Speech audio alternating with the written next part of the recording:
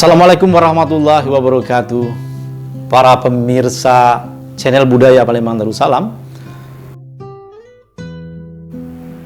Pada kesempatan ini kita kembali menampilkan Hasanah Sastra Palembang Darussalam.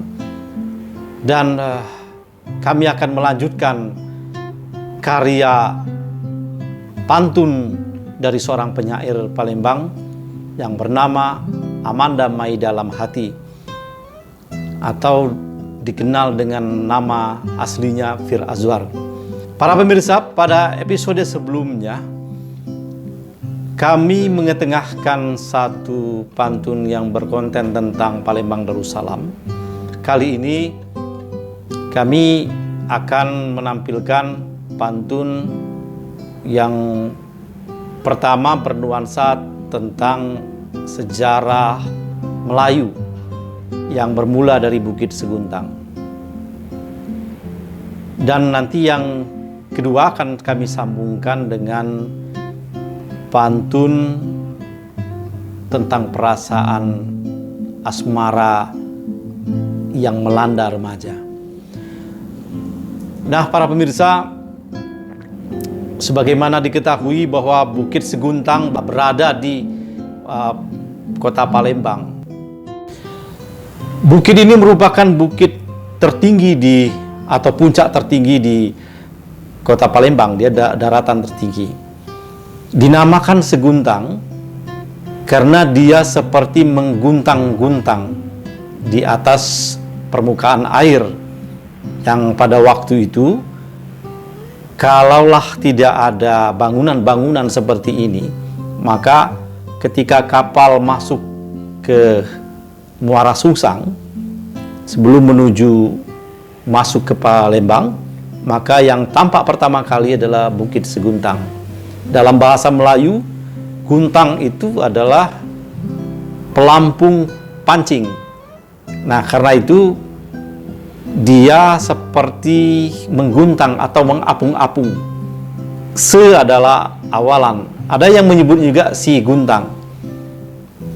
Tetapi dalam dialek bahasa daerah atau bahasa lokal kita selalu menyebutkan seguntang. Dan itu juga ditulis dalam beberapa buku yang dikarang oleh para penulis-penulis lama. Jadi seguntang. Tapi orang sering menebus si guntang, berkemungkinan karena dia ditulis dalam aksara Arab Melayu. Bahasa Arab Melayu itu ditulis dengan huruf sin. Nah, sin sering dibaca dengan si. Jadi si guntang. Namun pada intinya Bukit Seguntang atau Seguntang itu adalah bukit yang berada di kota Palembang.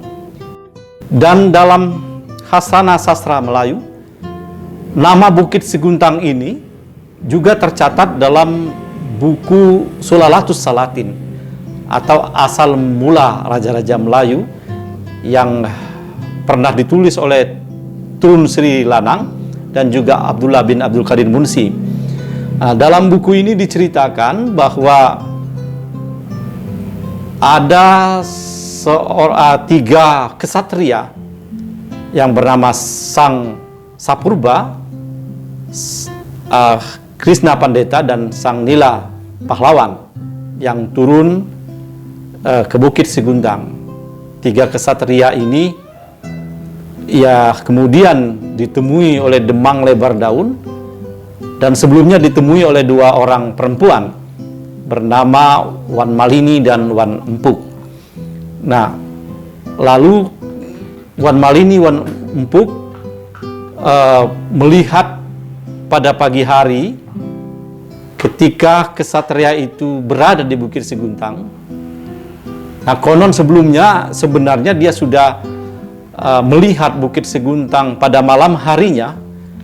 Wan Malini dan Wan Empuk itu melihat Bukit Seguntang seperti terbakar dengan mengeluarkan cahaya yang terang. Wan Malini dan Wan Empuk berpikir pada malam itu berkemungkinan menurut duga-dugaannya Bukit Seguntang itu lagi turunnya sang naga kemala yang mengamuk sehingga dua orang perempuan itu takut untuk keluar rumah pada malam itu.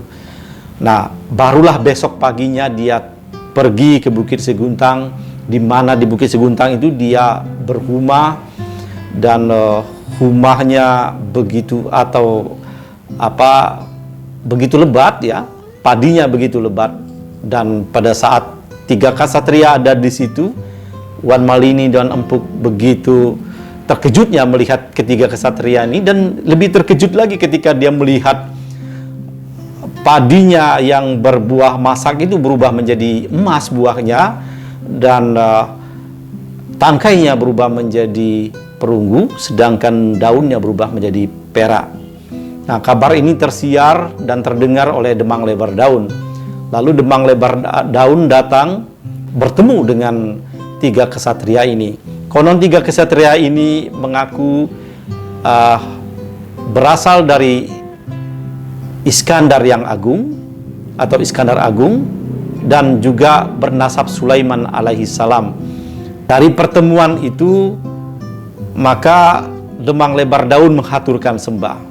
Singkat cerita, pada perkembangan berikutnya setelah Sangsa Purba didaulat di beberapa kerajaan Melayu, maka Demang Lebar Daun menikahkan anaknya dengan Sangsa Purba. Sebelumnya Sangsa Purba menikahi beberapa perempuan, dan selalu ada kejadian yang aneh. Ketika perempuan itu dinikahi oleh Sangsa Purba, dia mendapat penyakit kedal atau penyakit kulit. Nah, karena itu Demang Lebar Daun berkenan untuk menyampaikan hasrat kepada Sangsa Purba, jika nanti Wan Sundari menikah dengan Sangsa Purba, maka janganlah Wan Sundari disia-siakan jika ia nanti juga terkena penyakit kulit. Nah, ada semacam perjanjian juga oleh Demang Lebar Daun terhadap Sangsa Purba, bahwa nanti kalau dia menjadi raja, dia juga harus adil kepada rakyatnya. Tetapi juga Sangsa Purba punya permintaan bahwa rakyatnya juga harus setia kepadanya. Nah, para pemirsa, pendek cerita, Sangsa Purba ini untuk misinya dia kemudian berkelana ke Temasek dan mengubah nama Temasek menjadi Singapura, lalu pergi ke Malaka, kemudian membuat kampung nelayan kecil di Malaka, dan sekarang menjadi bandar yang besar. Dan menurut sejarah, kalau kita konfirmasi dalam sejarah, Sangsa Purba ini juga disebut dengan Sang Prameswara. Nah, pada puisi yang dibuat oleh Amanda Mai Dalam Hati ini diberi judul Prameswara Sang Mejura. Beberapa tahun yang lalu, Sang Mejura juga pernah digubah menjadi sebuah naskah oleh Arif Permana, dan juga pernah dipentaskan oleh Teater Kembara, pentas di Taman Mini Jakarta dan juga di Pekanbaru. Para pemirsa, baiklah, untuk sejarah mungkin Anda bisa memahami lebih lanjut, mencari buku Sulalatus Salatin, atau di Google juga ada informasi-informasi tentang sejarah Sangsa Purba dan Prameswara. Tentu dalam kesempatan ini kami cuma sedikit menginfokan bahwa Sang Prameswara adalah orang yang sangat dijunjung atau sangat dipuja di Melayu, dan asalnya dari Bukit Seguntang. Karena itu kami di Palembang juga bersepakat sebenarnya ulu peradaban Melayu itu adalah Palembang. Maka tidak berlebihan kalau kita katakan bahwa Palembang adalah ulu Melayu atau Seguntang adalah ulu Melayu. Baik para pemirsa, kami akan bacakan sebuah pantun Melayu yang berjudul Prameswara Sang Mejura karya Amanda Mai Dalam Hati. Harum baunya si bunga Tanjung, lebih harum bunga cempaka. Adat dibela, adab dijunjung, adat pusaka selalu dijaga. Lebih harum bunga cempaka, bunga simbar tumbuh di kayu. Palembang Darussalam kota budaya, awal berkembang sejarah Melayu. Bunga simbar tumbuh di kayu, daunnya berjuntai di kayu ara. Awal berkembang sejarah Melayu, sejarah Prameswara Sang Mejura. Tumbuh berkembang di kayu ara, kayu ditebang dibuat papan. Sejarah Prameswara Sang Mejura, pewaris Sriwijaya yang tak terlupakan. Kayu ditebang dibuat papan, dibuang kulit diambil terasnya. Pewaris Sriwijaya yang tak terlupakan, Sang Nila Utama, kakek buyutnya. Seguntang 3 Maret 2020. Demikian para pemirsa, terima kasih atas perhatiannya. Billahi taufiq wal hidayah. Wassalamualaikum warahmatullahi wabarakatuh.